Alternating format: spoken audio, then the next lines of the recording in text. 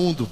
Então, quero te convidar para ler comigo em voz alta, somente um versículo que a gente vai meditar nessa manhã. Está no Evangelho de João, capítulo 13, primeiro versículo somente. Evangelho de João, capítulo 13, somente o primeiro versículo.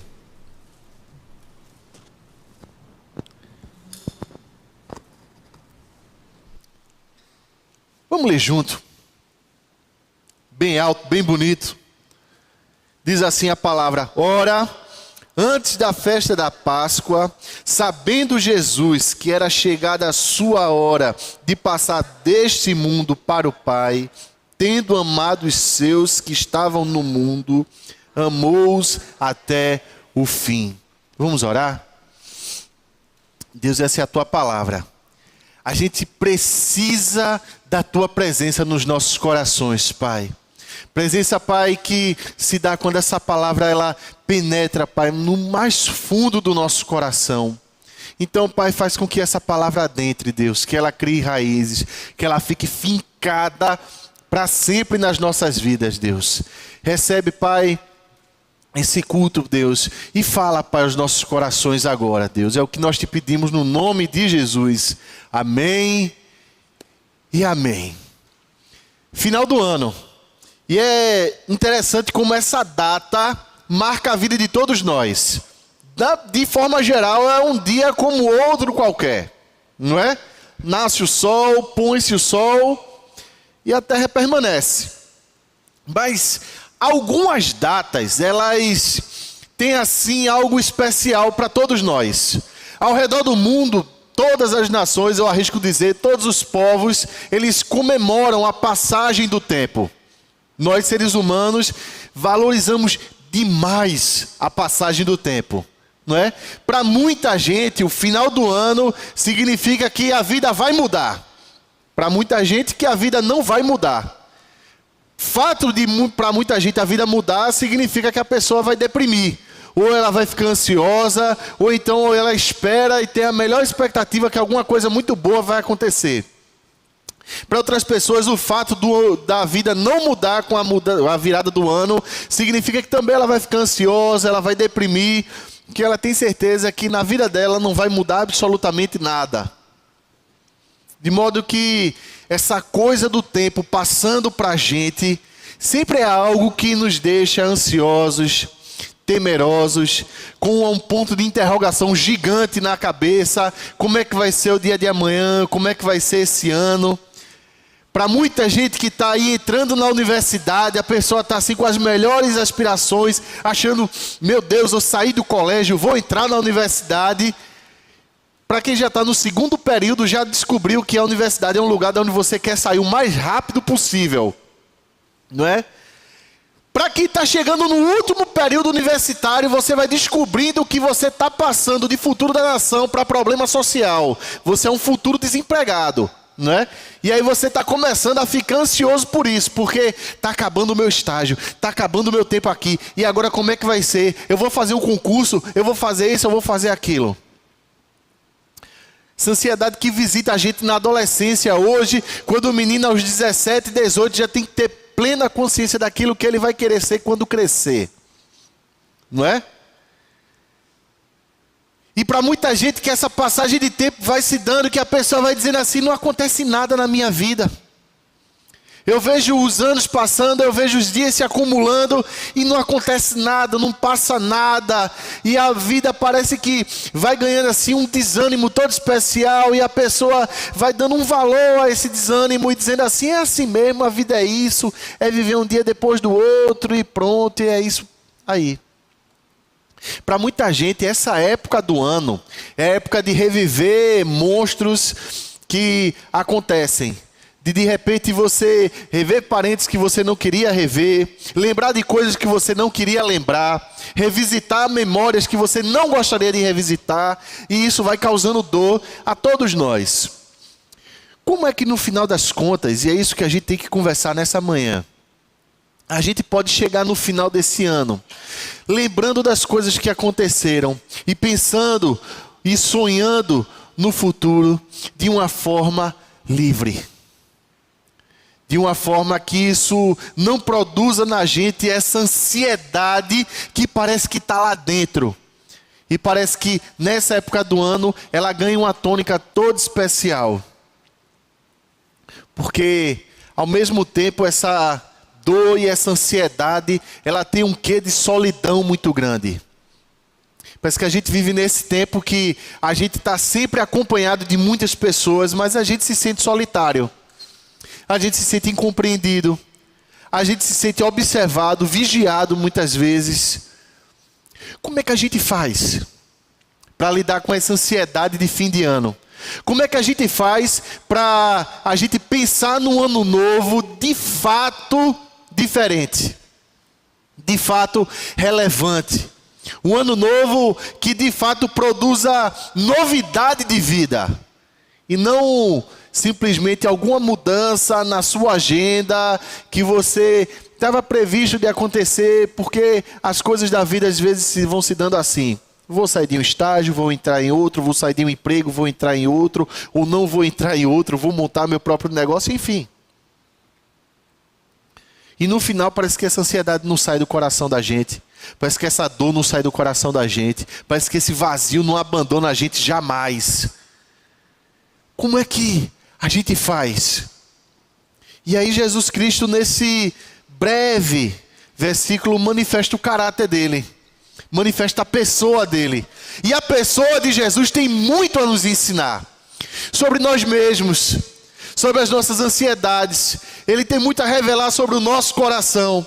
Mas ao mesmo tempo tem muito a revelar sobre o coração dele. E o que isso significa para a gente? Significa libertação. Amém? Amém. E aí a gente vê que esse Jesus, ele também tinha uma data no calendário que o marcava profundamente. Essa data, mais precisamente, era a última Páscoa.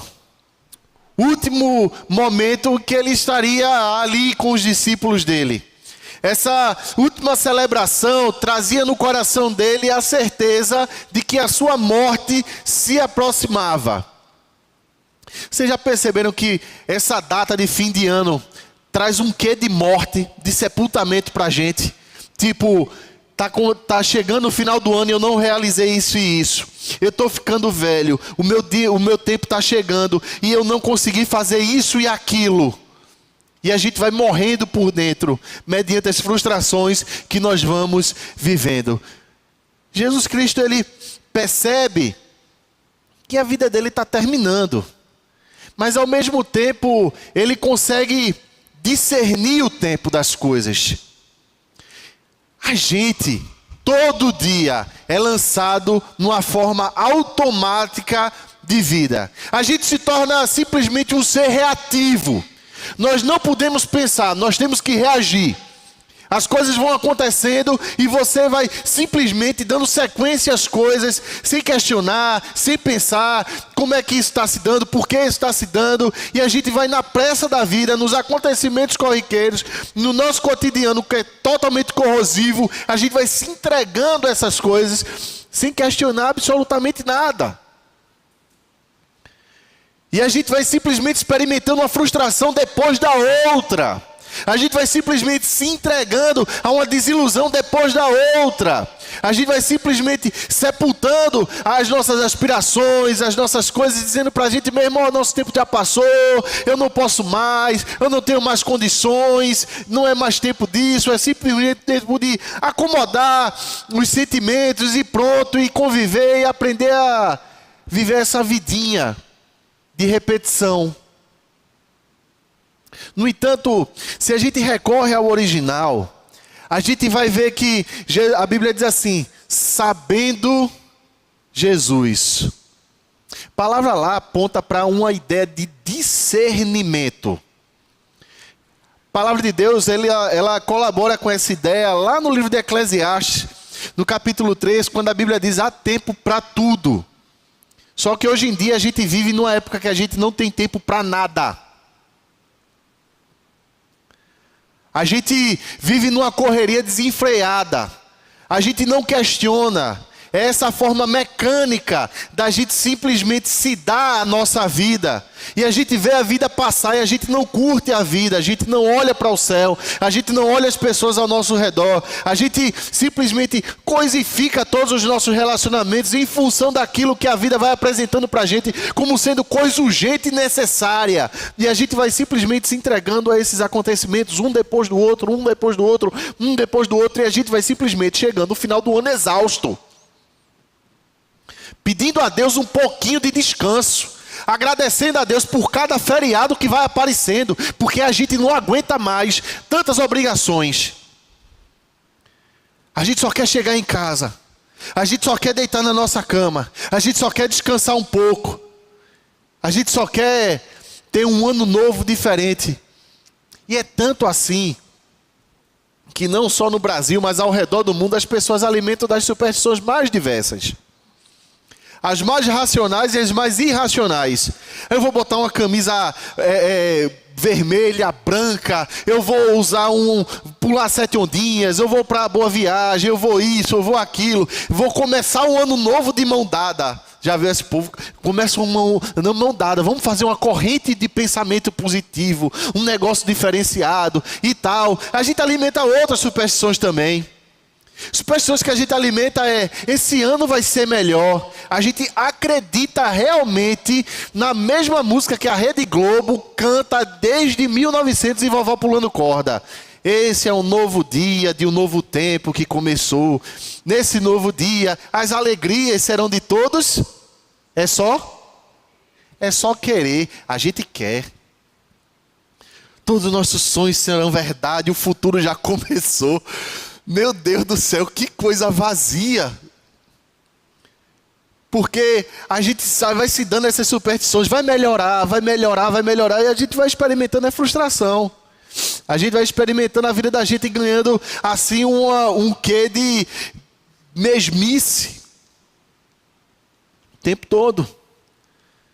A gente às vezes pensa que se a gente não consegue, como Jesus, discernir as coisas. A gente pensa assim: se eu mudar de emprego, se eu montar meu próprio negócio, se eu mudar o meu curso universitário, se eu acabar esse namoro, se eu colocar fim nesse casamento, se eu fugir da casa dos meus pais, se eu sair da casa da minha mãe, a minha vida vai mudar, o meu coração vai ficar melhor, vai ficar mais aliviado. Se eu tivesse, se eu conseguisse, se eu conquistasse, eu deveria trocar de carro esse ano e tal. E a gente vai alimentando. Isso é uma superstição impensada, colocada no seu coração por uma sociedade que não consegue questionar a si própria. Dizer que o problema não está na exterioridade, nas externalidades, o problema está aqui dentro do nosso coração. Dessa nossa incapacidade de discernir o tempo e de administrar bem o tempo. De saber que a vida da gente tem momentos. De saber, inclusive, que a vida da gente vai acabar em algum momento. E o que você vai fazer com essa vida que vai acabar em algum momento é o que Jesus fazia. É sobre isso que a gente vai conversar. Entenda então a primeira coisa, meu querido. Entenda que a vida é feita de momentos e que a gente precisa discernir os momentos da vida. Só que os momentos da vida e o discernimento que você vai dar a esses momentos da sua vida, eles vão acontecer em função das prioridades que nós estabelecemos para a gente. Das coisas que a gente julga serem corretas, serem prioritárias, serem necessárias, serem essenciais à nossa existência. No final das contas, é para esse tipo de coisa que a sua vida aponta. É em direção a isso que você caminha. É nessa direção que você corre, que você se entrega. Uma das coisas mais interessantes que nós vemos aqui é que a relação de Jesus com Deus era a relação com o Pai. E aí, Jesus, sabendo Jesus que era chegada a sua hora de passar deste mundo para o Pai, Jesus sabia na direção de quem a vida dele apontava. Ele sabia para onde ele deveria ir. Ele sabia no que é que culminava a vida dele. Enfim, qual era a essência dele? A essência dele é a essência do Pai. O Verbo se fez carne e habitou entre nós, cheio de verdade, cheio de graça. E vimos a glória, glória como do unigênito do Pai. Jesus sabia de quem ele era filho. Jesus sabia qual era a sua essência. E muitas coisas se apresentam a nós como sendo essenciais à vida. E se de repente essas coisas nos são tiradas, nós corremos para elas, temos a sensação de que alguma coisa dessa vai ser tirada da gente, a gente sai correndo em direção a elas, a gente não pode viver sem elas. E de repente você está chegando no final do ano e está vendo assim que aquilo que você gosta mais da sua vida, que é a sua carreira profissional, está seriamente abalada. Que está faltando dinheiro no bolso. Que está faltando saúde para dar e vender. Que está faltando e faltando. Isso que você sente como falta, muitas vezes é isso que a gente julga como sendo essencial à vida. E sem isso a gente não consegue ser feliz. E sem isso a gente não consegue se sentir completo. E sem isso a gente não consegue ter plenitude para a vida. A gente não consegue se achar. A gente se sente perdido. Porque de repente você vai chegar em casa amanhã, em plena segunda-feira, e você não tem emprego. E você vai dizer assim, e eu faço o que agora? Como é viver? Por isso que tem tanta gente que evita tirar férias. Que não sabe nem o que fazer quando não tem o que trabalhar. A gente procura ocupar o nosso tempo. Vocês já notaram como a gente é compulsivo por ocupar o tempo? Eu sou capaz de garantir que nesse exato momento, enquanto você está aí sentadinho, os seus dedos estão coçando para você pegar no celular. Tem um bocado de gente assim. Dedo está coçando para pegar no celular, para olhar o WhatsApp, para não ver nada. Você abre o seu Facebook e tem exatamente as mesmas coisas. Um bocado de selfie de menina fazendo biquinho, não é?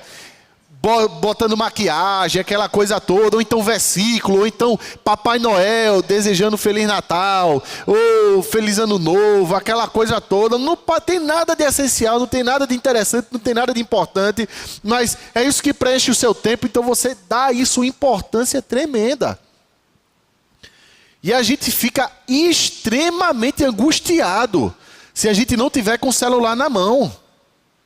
Porque a gente precisa preencher o nosso tempo. Ao mesmo tempo, nós precisamos de companhia, urgentemente. Então, a gente troca ali, ó, qualquer ideia, qualquer coisa, qualquer... E a gente vai simplesmente se entregando a esse tipo de prioridade. Julgando que isso aí é essencial à vida. Entendendo que a gente não consegue viver sem isso.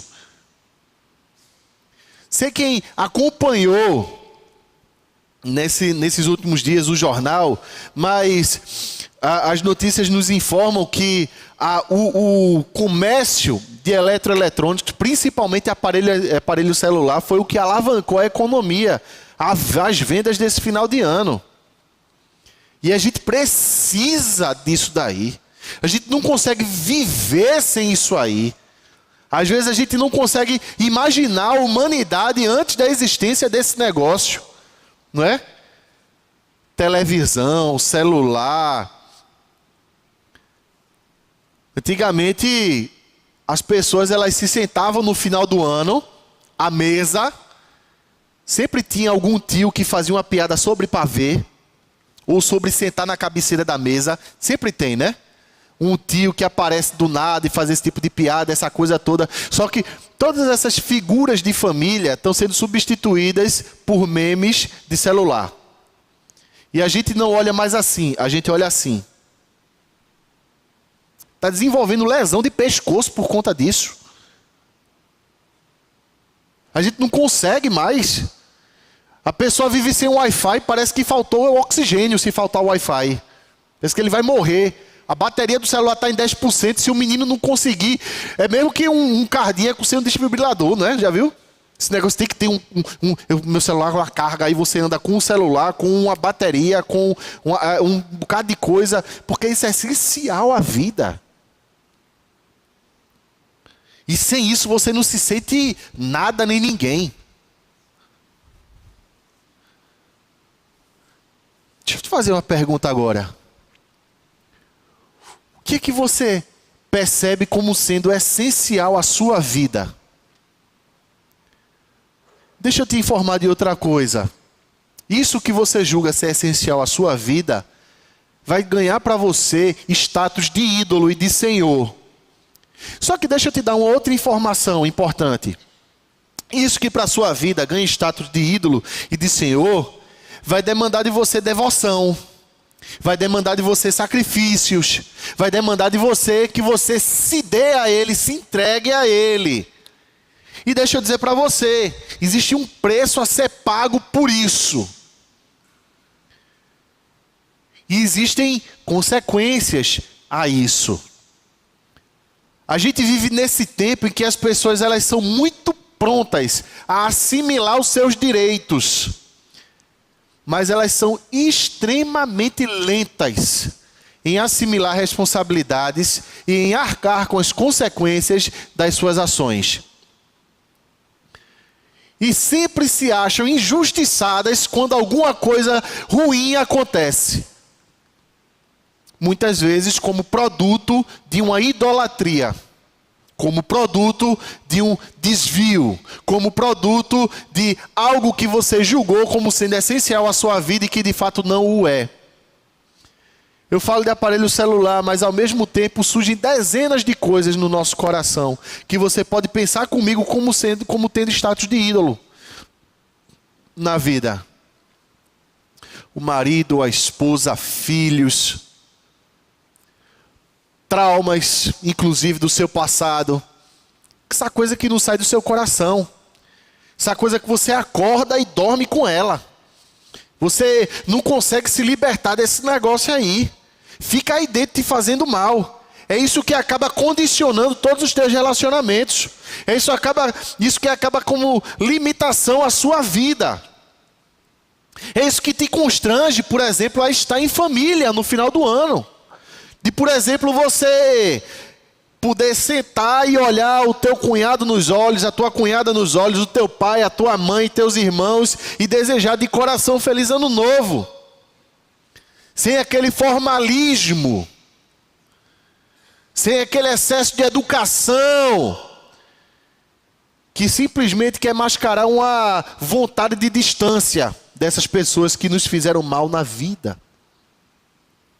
Ou que a gente fez mal.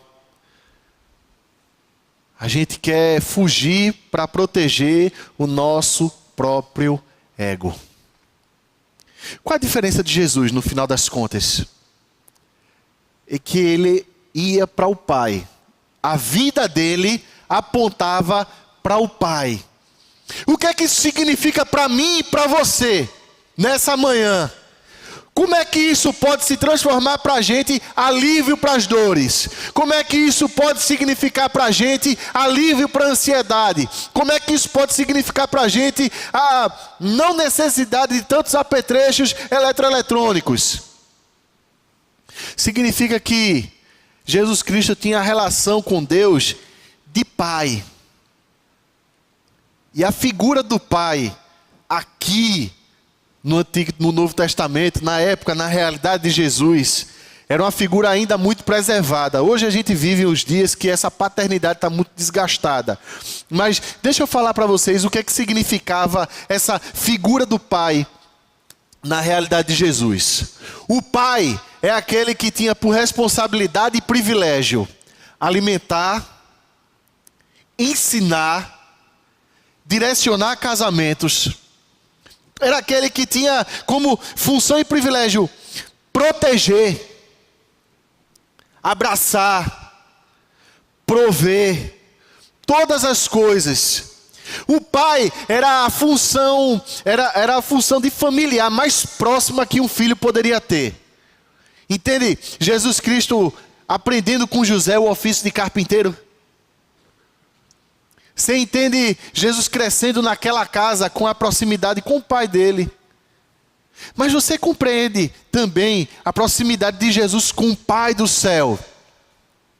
Experimentando saber e ter plena consciência que vem dele o dom da vida, que vem dele todas as coisas que nós recebemos, que vem dele todo o ensinamento que nós precisamos, que vem dele todo o direcionamento para as nossas decisões, para as coisas que de fato são essenciais à vida. Só que não é um Senhor impiedoso, é o Pai. É a figura da afetividade. É a figura da proximidade.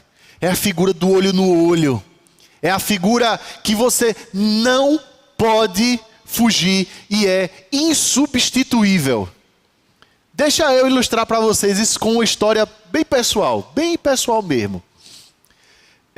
Quando eu casei, eu comecei a fazer café normal em casa. Café da gente beber, né? Não café da manhã também, mas café, enfim, vocês entenderam. E eu não conseguia acertar o café igual que o meu pai fazia. E eu tomava aquele café e eu não é o café do meu pai. E eu tomava e pai, qual é a marca de café que tu compra? Aí ele, tal, aí eu ia no supermercado, comprava aquela marca de café. Mas qual é a quantidade? A água está fervendo, a água tem que... Não, olha, é desse jeito, tá. Não saía igual. Eu findei comprando uma máquina daquela de fazer café. Sabe aquela bem cara? Só que eu aproveitei uma liquidação e comprei ela pela metade do preço. Eu disse, agora vai ficar bom. Agora eu vou fazer um café massa. Não saiu. Eu disse, o problema está na cápsula, eu vou comprar outra. Aí comprei outra, não saiu. Comprei outra. Não saiu. O café não ficava igual, de jeito nenhum. Aí eu ia para a casa do meu pai, como eu vou até hoje, e faço, pai, tu faz um café? Faço. Aí eu fico do lado dele olhando como é que ele faz o café. Aí eu disse, é a concha. Porque lá em casa ainda é desse tempo que você usa a mesma coisa há 300 anos, sabe? Então, é essa conchinha aí. Essa conchinha aí, onde é que eu compro essa conchinha aqui? Não sei não, Letinho, onde é que eu compro essa? Mas é essa, não é o café, é quem faz o café. São as memórias que o café, que ele faz, que o gosto do café dele me dá sobre ele. O carinho, o desprendimento, a atenção, quando ele faz aquela coisa toda, quando a gente se senta na mesa, quando ele olha na cara, quando ele pergunta como está, e ele sabe que não está bem. Não existe nada que substitua o Pai. Absolutamente. Não existe nada que seja mais essencial do que o seu relacionamento com o Pai. E eu estou falando do Pai do céu. Você pode encontrar dezenas de substitutos. Vai ter assim um sabor parecido. Vai talvez de repente em alguns momentos parecer até mais sofisticado. Mais chique. Mas nunca vai ter a relação doméstica, a relação caseira. Nunca vai ter o olho no olho. Nunca vai te conhecer como Ele te conhece. Porque olha, para mim, e deixa eu te dizer isso, Deus, Ele conhece você muito mais do que você mesmo. Ele conhece as tuas necessidades muito mais do que você mesmo. Ele sabe do que você precisa. E ao mesmo tempo Ele sabe aquilo que você quer. Mas o que Ele vai fazer é a vontade dEle por amor a você. Em outro momento que Jesus se reporta ao Pai, Ele diz assim, Pai, se possível afasta de mim esse cálice. Contudo seja feito a tua vontade, não a minha. O que importa para a gente, preste atenção no que eu estou te dizendo, é que você se entregue de fato ao Pai. O grande problema é que a gente já ouviu uma mensagem semelhante a essa dezenas de vezes. Toda semana praticamente. A gente escuta alguém dizendo em algum momento, em algum fórum, seja num pequeno grupo, em escola dominical, numa pregação, num versículo, sei lá, em qualquer momento você entende alguém dizendo assim, se entregue ao Pai. Só que parece que a gente sofre de uma espécie de analfabetismo funcional da nossa espiritualidade, que a gente sabe juntar essas palavras, mas não sabe colocar em prática essas palavras. E isso em grande escala se dá porque nós não discernimos Deus como nosso Pai. E isso se dá, muitas vezes, por uma coisa muito simples na vida da gente. Falta a nossa pessoalidade no relacionamento com Deus. Não adianta em absoluto você saber todas as coisas sobre Deus. Não adianta em absoluto você saber todas as coisas em termos de teologia, se essa palavra não descer para o teu coração. Se essa palavra não transformou a tua vida, não foi uma palavra de confrontação para você, para dizer assim: meu filho, seu coração ainda está cheio de coisas que não me agradam. Porque o pai também é a figura de autoridade, que você pode confiar e que você pode dizer assim: por favor, tira do meu coração o que não te agrada. Porque aquilo que não agrada ao pai te faz mal. Isso por uma razão lógica, bem simples. Porque o pai te ama. E se aquilo que está no teu coração não agrada a ele, é porque está te fazendo mal. E o amor dele denuncia isso. O amor dele vai dizer para você: meu filho, se livre desse negócio. Meu filho, redirecione os seus passos.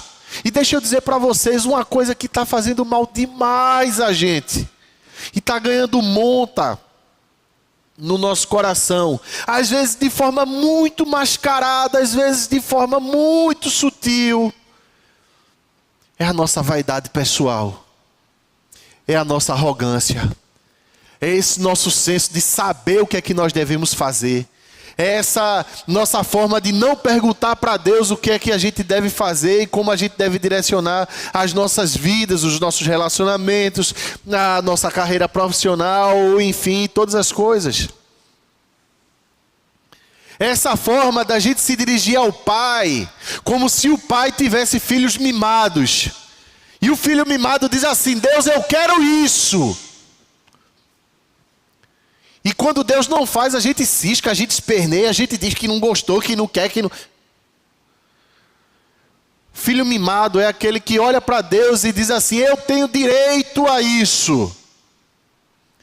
Eu tenho direito a ser feliz. Não, você não tem. Deixa eu lhe dar essa informação. Felicidade é uma dádiva de Deus. Alegria é uma dádiva de Deus. Essa invenção de que, como Chico Buarque cantava, a gente era obrigado a ser feliz. Isso não existe. Isso é uma construção humana. Ao mesmo tempo, Deus ele quer nos dar essa dádiva da felicidade, mas não como nós a concebemos, mas como Ele, o Pai, diz que deve ser. Uma coisa muito interessante é que eu sou capaz de apostar que para muita gente aqui, se fosse café, almoço e jantar, McDonald's, tinha muita gente que ia amar, não é? Mas se você for de um tempo antigo como eu, então talvez não, né? Talvez nem todos. Mas se você for de um tempo antigo como eu, você ia olhar para um pote de jujuba, para qualquer coisa, e você ia dizer: mãe, me dá ela não, que está na hora do almoço. Né? E é o que hoje? É cozido, é feijão, é isso, é aquilo. Parece que essas coisas não nos atraem tanto como uma criança se sente atraída pela jujuba. O que eu estou querendo dizer para você de forma bem simples é o seguinte: felicidade, realização vai se dar naquilo que Deus, o Pai, vai determinar para as nossas vidas. Só que ao mesmo tempo a gente vai ver que essa nossa vida, ao longo desse ano que vai começar, vai ser completa de muitos desafios, de muitos enfrentamentos. E a gente vai fazer o quê? A gente vai olhar para Deus e vai dizer assim: Deus não me ama. Porque se me amasse, acontecia isso e assim dessa forma. É outra maneira da gente querer colocar o nosso ego, a nossa forma, as nossas concepções, os nossos conceitos na frente do Pai. Em outras palavras, nós estamos caminhando em outra direção. Mas se nós entendemos que as provações, que os enfrentamentos, que as coisas que nos afiguram como desafios, elas surgem na nossa vida como sendo permissão do Pai, a gente se sente seguro, porque o Pai não vai lhe dar nenhum desafio que você não possa superar. Porque o Pai conhece você melhor do que você. Isso significa que o nosso coração aquieta e sossega no coração do Pai. E esse é o fim desse nosso analfabetismo espiritual, funcional. No final das contas, o que a gente vê é que existem consequências para Jesus e para todos nós de estarmos sujeitos ao Pai. E a consequência última é que a nossa vida vai ser redirecionada. Vocês já notaram, já perceberam que o jingle da Rede Globo aponta para uma realidade que talvez não surja como denúncia verbal no nosso coração, mas ela está lá. Ele diz assim: hoje a festa é sua, a festa é nossa, é de quem quiser, quem vier. A gente jura que a vida é nossa. A gente alimenta essa ilusão no nosso coração. A gente alimenta a ilusão no nosso coração que a festa é nossa. A gente alimenta o nosso coração que o Natal é sobre nós. Você pergunta assim para uma pessoa: e aí, como é que foi a passagem do ano? Ah, foi ótima, me diverti muito, foi com meus amigos, foi com a minha família, a gente foi para Boa Viagem, assistiu a queima de fogos, e estava aquela agonia toda, um ruge-ruge, a gente se acotovelando, eita, maravilha, né? Não vai não para Boa Viagem, tá? Não é bom. Mas a gente olha para a gente e diz assim: é sobre mim, é sobre o meu ego. É sobre o que me satisfaz. É sobre a comida que eu gosto. É sobre a bebida que eu gosto. É sobre as companhias que eu gosto. É sobre a roupa que eu gosto. Em outras palavras, a gente acaba fazendo uma declaração de amor pessoal e próprio e egoísta. E a gente cria um mundo ao nosso redor ideal, onde as pessoas elas têm que me amar e me aceitar. Onde as pessoas elas têm que me querer. Onde elas têm que me tornar assim algo do seu alvo e dizer assim: esse cara, essa menina, essa pessoa é alguém com quem eu quero estar. Por isso que rede social ganhou tanto impulso. Que é um lugar de autoafirmação. É um lugar onde você tem seguidores. É um lugar onde você tem muitos amigos. Milhares de amigos. Mas ao mesmo tempo é o lugar do egoísmo. Deixa eu dar uma notícia para vocês que aconteceu em 2011. Eu soube disso através de uma pregação do pastor Ricardo Agreste. Uma mulher, ela no ano de 2011...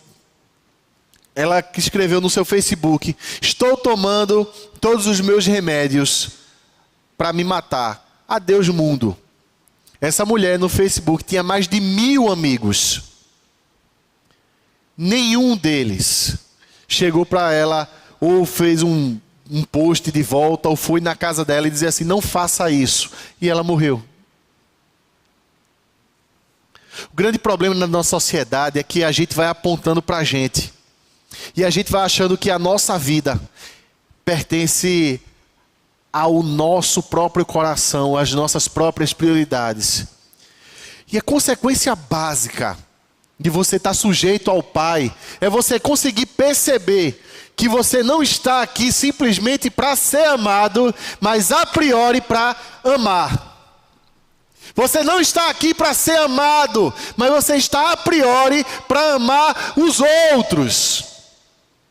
Olha, eu não tenho absolutamente nada contra. Num dia como hoje, você dá um abraço e dá uma rosa a uma pessoa. Dá um abraço e dá uma rosa. Dá um abraço e dá uma rosa. Está acontecendo isso nesse exato momento. Dá um abraço e dá uma rosa. Mas se isso surge como instrumento de autoafirmação, para eu me achar melhor do que de fato eu sou, você não está amando a outra pessoa, você está amando a si mesmo. Você está dizendo assim, olha aqui essa rosa, veja como eu sou legal. Nem te conheço, estou te dando um abraço. No entanto, quando nós estamos sujeitos ao Pai, a gente simplesmente imita Jesus. E a gente ama. E a gente ama até o fim. Uma das coisas mais interessantes sobre o nosso amor são as limitações que a gente coloca a Ele. Olha, eu tolero até aqui. Olha, eu suporto até aqui. Olha, isso aqui eu não consigo mais tolerar. Isso aqui eu não consigo mais fazer. Jesus Cristo não, Ele olha para aqueles que são seus e Ele os ama até as últimas consequências. Esse amar até o fim que o versículo traz é amar até as últimas consequências. Deixa eu fazer uma pergunta para você agora. A quem você ama até as últimas consequências? A quem você ama até as últimas consequências? E deixa eu falar aqui dos seus, desses seus que Jesus ama no versículo. Os seus, os discípulos, são exatamente aqueles que o vão abandonar na hora que ele precisa que eles fiquem junto dele orando. Esses discípulos de Jesus são aquelas pessoas que no momento da ceia, Jesus Cristo estava começando ali a ceia da Páscoa. No momento da ceia começam a discutir uns com os outros quem é o maior. Esses discípulos de Jesus têm em si um egoísmo gigante.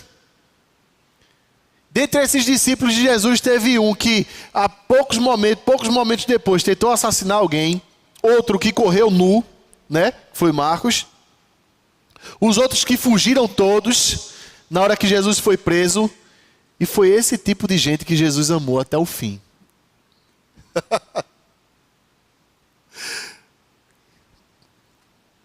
Como é que você lida com as pessoas que te magoaram ao longo desse ano?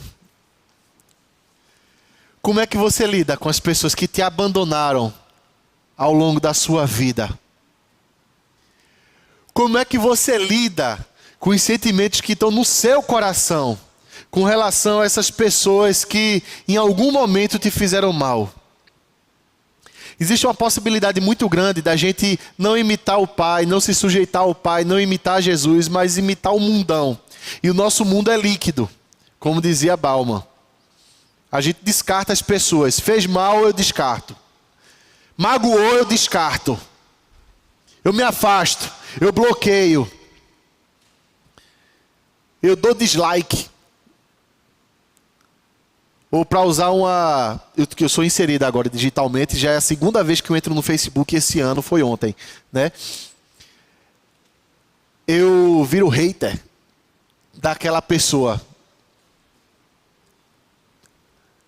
Isso é a coisa mais louca que qualquer um pode fazer. Isso significa a ruptura de toda a família, de toda a sociedade. No entanto, esse amor sólido de Jesus, que olha para esse que eram os seus, cheios de defeitos, cheios de problemas, com o ego super inflado, ele os ama até as últimas consequências. E dá a vida por eles. Meu querido, está chegando o fim do ano. Talvez seja um momento de você revisitar algumas memórias suas. Como é que foram seus relacionamentos esse ano? Como é que foi a sua vida nesse sentido aí? Quem foi que você deixou para trás? Quem foi que você não conseguiu amar? Quem foi que você não conseguiu perdoar? De quem é que você está guardando mágoa? É muito difícil a gente lidar com isso, porque a gente pode ser que se sinta pior do que a gente é. E caminhando já para o finzinho, a gente vê agora como é que eu faço para imitar esse Jesus. Como é que eu faço para começar esse ano de cartão zerado como os relacionamentos? Olha só, hoje é dia 31, meu querido, ainda dá tempo de você ir conversar com alguém. É dia 31 hoje, não é isso? Claro que é. A agenda de pastor é muito louca.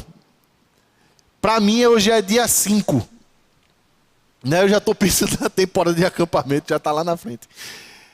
Mas ainda dá tempo de você ir conversar com alguém que de repente você deixou pelo caminho. Dá tempo de você perdoar e dá tempo de você pedir perdão. Por que razão eu faria isso? E eu vou te convidar a abrir a Bíblia comigo lá em Romanos, no capítulo 5, somente o versículo 8 e 9. Romanos, capítulo 5, versículo 8 e 9. Mas Deus prova o seu amor para conosco pelo fato de ter Cristo morrido por nós, sendo nós ainda pecadores. Logo, muito mais agora, sendo justificados pelo seu sangue, seremos por ele salvos da ira. Ô meu querido, você já entendeu que as últimas consequências do amor de Cristo por você é a vida eterna? Não é simplesmente o fato dele ter dado a você a vida, não. É dele ter dado a você a vida eterna. Em outras palavras, ele está te dando independência da contagem do tempo. Em outras palavras, o seu senso de realização pleno, total e absoluto não se dá nas coisas desse mundo, se dá na vida eterna.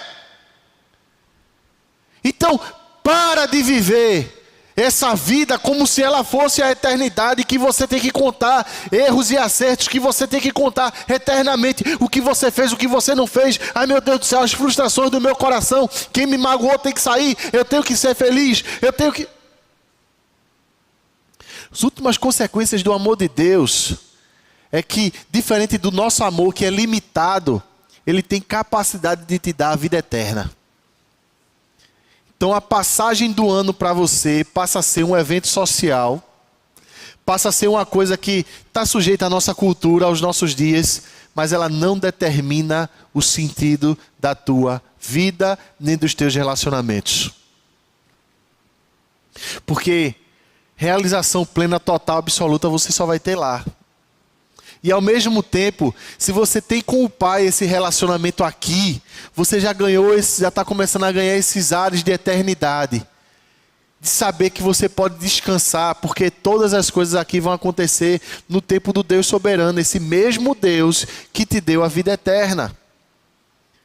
De que esse mesmo Deus que te deu a abundância de tempo, Ele pode te dar abundância de generosidade para você perdoar. É muito fácil a gente ser generoso quando a gente tem abundância. Mas quando falta, a gente tem dificuldade em ser generoso, não é? E Deus está te dando a oportunidade de ser generoso mediante a abundância. Deus está dizendo para você hoje, nessa manhã, tem tempo. Tem recursos. E esses recursos não nos pertencem inerentemente, mas eles são dados a nós por Deus, como dádiva, para a gente usar como o Pai quer. O que é que o Pai quer? Será que o Pai quer uma família desunida? Será que o Pai quer relacionamentos partidos? Será que o Pai quer falta de pessoalidade? Será que o Pai quer falta de amor? Será que o Pai quer individualismo? Será que o Pai quer escravidão de celular? Será que o Pai quer ansiedade?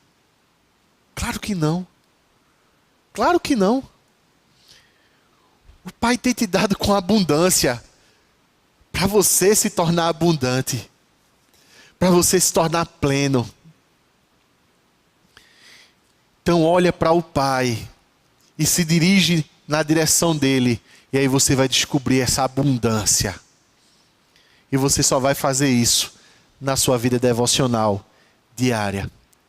É remindo o tempo, é usando bem o tempo para a honra e para a glória do Pai. O rogo do meu coração é que o Espírito Santo ele fale de forma muito pessoal e muito profunda com você ainda hoje.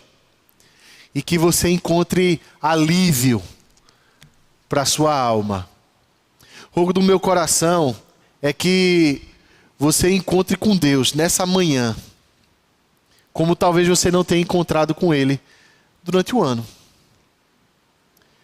E que esse seja o tempo apropriado de você se achar em Deus, se encontrar nele e se conhecer a partir dele. Vamos orar? Vamos pedir isso a Deus? Deus, a gente te pede isso, Pai. Que no nome de Jesus, o Senhor seja de fato nosso Pai. Que o Senhor seja de fato aquele que nos direciona. Aquele que para onde a nossa vida aponta. Na direção de quem nós nos movemos. E sabendo que o Senhor tem uma agenda para a gente. Que a gente encontre paz nessa agenda que o Senhor tem para a gente, para esse próximo ano.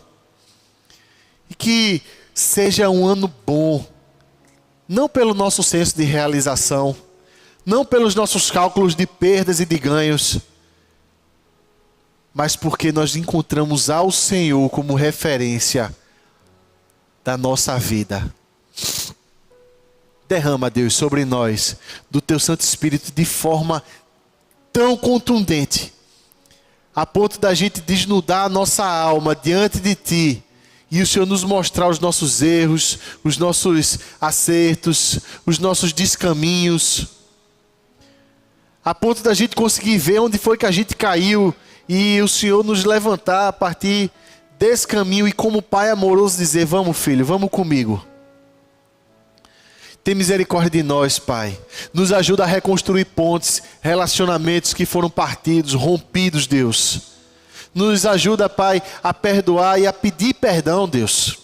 Porque sem a abundância do Teu amor e com a limitação do nosso amor, isso é impossível, Deus. Nós precisamos do Teu amor abundante, generoso. Tem misericórdia de nós, Pai. Tem misericórdia das nossas famílias e nos faz descansar no Senhor, em nome de Jesus. Amém e amém, meus irmãos. Deus abençoe, que o Senhor dê a cada família aqui representada, a cada um aqui, um ano novo na presença dEle. Amém? Ixi, amém, povo. Amém, Jesus.